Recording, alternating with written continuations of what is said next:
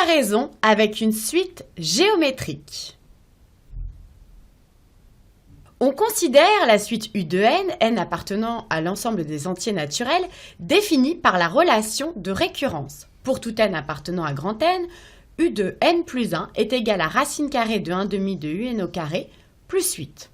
Première question, soit la suite V de n, définie par, pour tout n appartenant à grand N, V de n est égal à un au carré moins 16. Petit a, on me demande de démontrer que V de n est une suite géométrique. Petit b, on me demande de donner la limite de la suite V de n. Deuxième question, on me demande de démontrer que pour tout n appartenant à n étoiles, valeur absolue de un-4 est inférieure ou égale à valeur absolue de Vn sur 4. Et dernière question, on me demande d'en déduire la limite de la suite U de n. C'est parti! Première question, petit a. Soit la suite V de n, définie par, pour tout n appartenant à l'ensemble des entiers naturels, V de n est égal à un carré moins 16. On me demande de démontrer que Vn est une suite géométrique. Alors une suite géométrique, j'ai déjà vu ça, mais peut-être que je peux avoir un petit rappel de cours qui pourrait m'aider. Suite géométrique.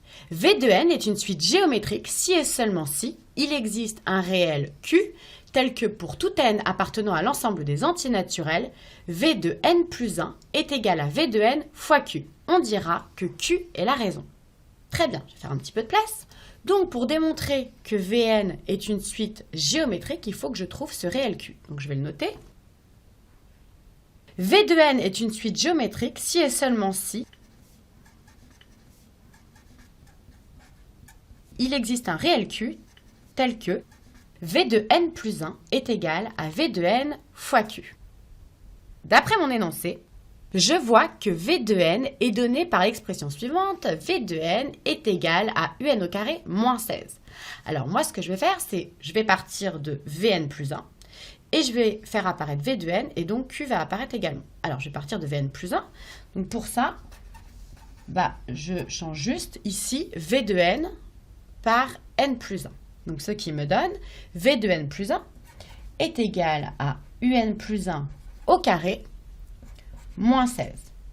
Or, je sais, d'après mon énoncé, que U de n est égal à racine carrée de 1/2, un plus 1, pardon, un plus 1 est égal à racine carrée de 1/2 de un au carré plus 8. Donc, je peux remplacer, ce qui me donne V de n plus 1 est égal à racine carrée de 1/2 de un au carré plus 8 au carré moins 16.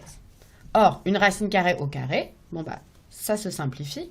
On peut enlever la racine carrée et le carré, ce qui nous donne 1/2 de un au carré plus 8 moins 16. Alors, plus 8 moins 16, ça va faire moins 8. Ce qui me donne 1/2 de un au carré, moins 8. Alors ici, je sais que je veux faire apparaître V de n. V de n, je sais que c'est un au carré moins 16. Donc peut-être que je peux le faire apparaître si je factorise par 1/2. On va essayer. Ce qui me donne 1/2 de un au carré. Et si je factorise moins 8 par 1/2, ça me donne moins 16. Donc j'ai bien fait apparaître mon V de n et mon Q qui sera égal à 1/2.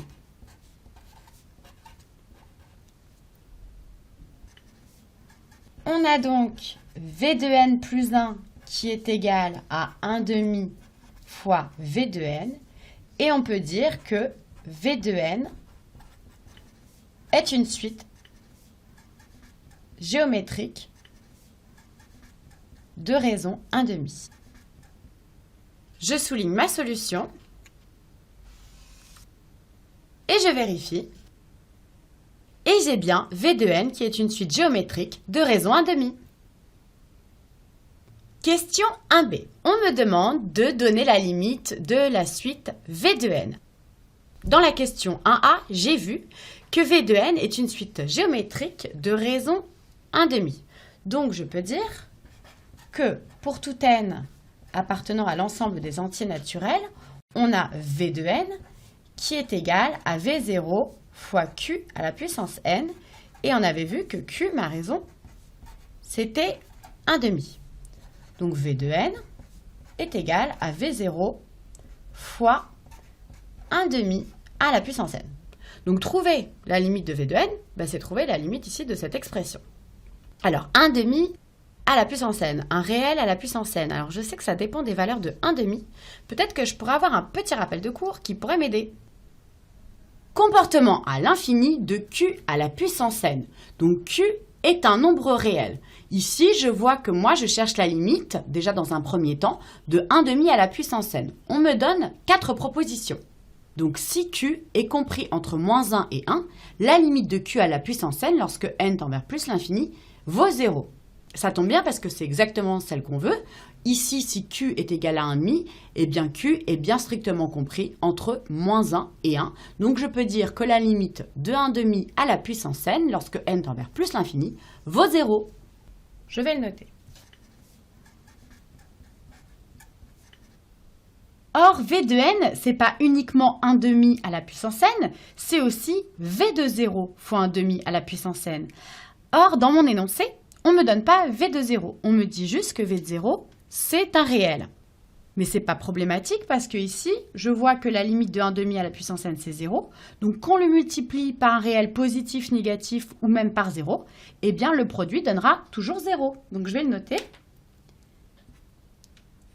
Donc, pour tout V de 0 appartenant à R, donc un réel fixé, on a limite de V de 0 fois 1/2 à la puissance n, lorsque n tend vers plus l'infini, qui est égal à 0. Donc je peux conclure en disant que la limite de V de n, lorsque n tend vers plus l'infini, c'est égal à 0. Je souligne ma solution et je vérifie. Et j'ai bien la limite de V de n lorsque n tend vers plus l'infini, qui est égale à 0. Question 2. On me demande de démontrer que pour tout n appartenant à n étoiles, donc c'est-à-dire les n privés de 0, nous avons valeur absolue de un-4 inférieure ou égale à valeur absolue de Vn sur 4. Alors, il faut que je fasse apparaître une inéquation. Déjà, je peux partir de Vn. Alors Vn, dans mon énoncé, qu'est-ce que c'est? Vn, c'est égal à un au carré. Alors, je prends l'expression de Vn définie par un, parce que si je prends les expressions que j'ai trouvées dans la question 1, ça ne va pas trop m'aider avec 0, la raison, etc. Là, il faut que je fasse apparaître du un. Alors, j'ai un au carré moins 16. Alors, un au carré moins 16 par rapport à un moins 4, ça me rappelle quelque chose. C'est peut-être une identité remarquable, on connaît bien ça. Alors, identité remarquable, pour tout A et B réel, on a A plus B facteur de A moins B est égal à A au carré moins B au carré. Ah bah c'est exactement ce qu'on a. Là, on a A qui correspond à un et B qui correspond à 4. Donc, si je remplace avec mon identité remarquable, ça me donne un moins 4 facteur de un plus 4. Alors là, déjà, je vois que j'ai une relation entre un moins 4 et Vn, ce qui va peut-être m'aider pour mon inégalité. Alors après, il faut que je crée une inégalité. Déjà, on peut regarder, par exemple, un, qu'est-ce que c'est? Alors, d'après mon énoncé, pour tout n appartenant aux entiers naturels, j'ai un plus 1 qui est égal à racine carrée de 1/2 de un au carré plus 8. Donc, je vois déjà que tous les un plus 1 sont positifs, parce qu'une racine carrée, c'est positif. Alors là, je remarque en fait que tous les un plus 1 sont positifs parce que les un plus 1 sont définis par une racine carrée. Mais attention, je vois que n appartient à l'ensemble des entiers naturels. Donc le premier cran, c'est pour n qui est égal à 0. Donc si n est égal à 0, eh bien en fait ça commence ici à U1. Donc à partir de U1, et tout ce qui suit après, c'est-à-dire U2, etc., tous les UN, en fait, tels que n appartiennent à n étoiles, eh bien, tous les UN sont positifs. Mais par contre, je n'ai pas plus d'informations sur le U0. Mais peu importe, parce qu'en fait, U0, qu'il soit positif ou négatif, eh bien, à partir de U1, c'est positif. Donc, je peux noter que pour tout n appartenant à n étoile, ça tombe bien parce que c'est ce qu'on me donne dans l'énoncé, pour tout n appartenant à n étoiles, U de n est positif. Donc je vais le noter. Pour tout n appartenant à n étoiles, parce que je n'ai pas le rang 0, on a un qui est positif, car un plus 1 est défini par une racine carrée. Bon, j'ai donc commencé par trouver une première inégalité. Alors ce qui serait bien, c'est que je fasse apparaître mon 4, parce qu'ici, je vois que j'ai un 4, ici j'ai un 4, j'ai un peu des 4 partout. Donc un plus 4, bah, ce sera supérieur à 4. Un plus 4, supérieur à 4. Alors après, je vois que pour faire apparaître Vn, il faudrait que je multiplie par un moins 4. Alors un moins 4, je ne sais pas si c'est positif ou négatif. Donc je ne sais pas si ça va changer le sens de mon inégalité. Par contre, ce que je vois, c'est qu'ici, j'ai des valeurs absolues partout. Donc je peux multiplier par la valeur absolue. Donc déjà, je vais passer en valeur absolue. Ici, comme tout est positif, je peux passer par les valeurs absolues. Donc un plus 4 est supérieur ou égal à valeur absolue de 4, donc c'est toujours 4. Donc si je multiplie à gauche et à droite par la valeur absolue de un-4, ça me donne valeur absolue de n-4, facteur de valeur absolue de n plus 4, supérieur ou égal, donc je multiplie aussi à droite, à un-4, valeur absolue de un-4, fois 4. Or, Vn, je sais que c'est égal à un-4, facteur de un plus 4. Donc si je le mets en valeur absolue, ça me donne ça. Ce n'est pas exactement ce qu'on a au-dessus. On a deux valeurs absolues. Or, la valeur absolue d'un produit est le produit des valeurs absolues. Donc on a bien valeur absolue de un-4, facteur de valeur absolue de un plus 4. Donc je peux remplacer ici par valeur absolue de Vn. Donc valeur absolue de Vn est supérieure ou égale à valeur absolue de un-4 fois 4. Et là, on voit que c'est presque ce qu'on veut. On n'a plus qu'à passer le 4 de l'autre côté. On a bien valeur absolue de Vn divisé par 4 supérieur ou égal à un moins 4. Et on avait cette inégalité pour tout n appartenant à une étoile. Je souligne ma solution. Et je peux passer à la question suivante. Troisième question. On me demande d'en déduire la limite de la suite U de n, n appartenant à l'ensemble des entiers naturels. Alors ici, le mot important de la question, c'est en déduire. Ça veut dire qu'on va sûrement trouver la réponse, enfin en tout cas une piste, dans les questions précédentes. Alors dans la question précédente, qu'est-ce que j'ai trouvé?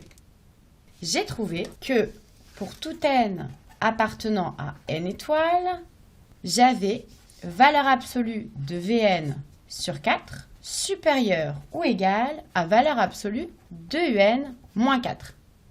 Alors ici, j'ai peut-être un encadrement, enfin quelque chose qui se rapproche d'un encadrement de U de n.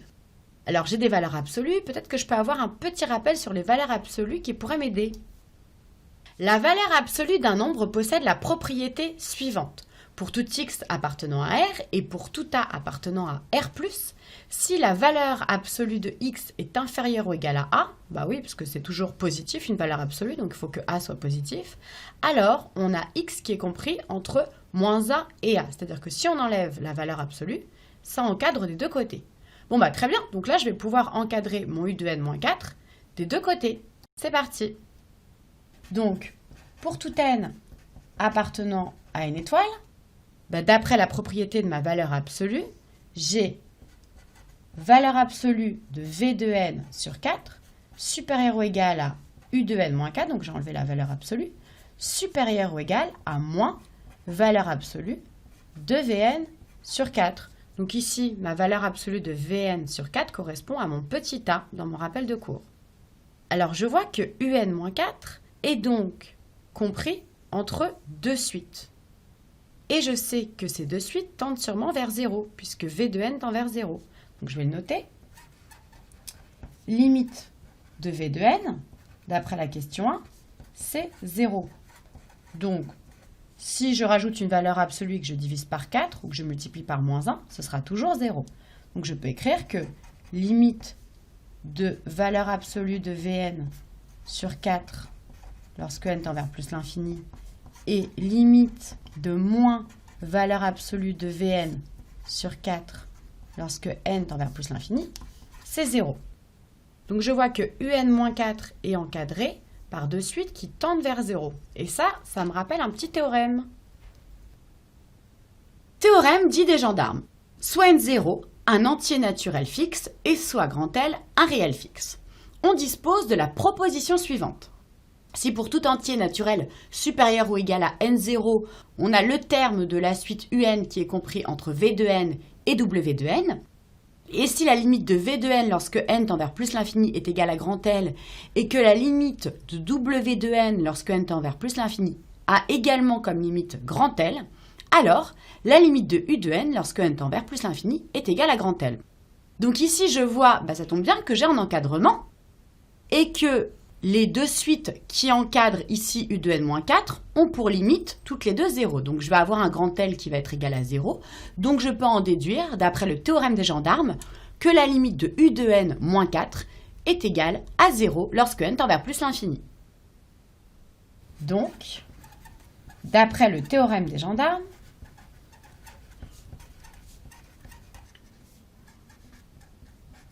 on a limite de un-4 lorsque n tend vers plus l'infini qui est égale à 0. Or, nous, ce qui nous intéresse, c'est un. Donc, si on passe le moins 4 de l'autre côté, ça fait plus 4. Donc, limite de un lorsque n tend vers plus l'infini, ça vaut 4. Je souligne ma solution. Et je vérifie. Et j'ai bien limite de un en plus l'infini qui vaut 4. Et on a fini l'exercice.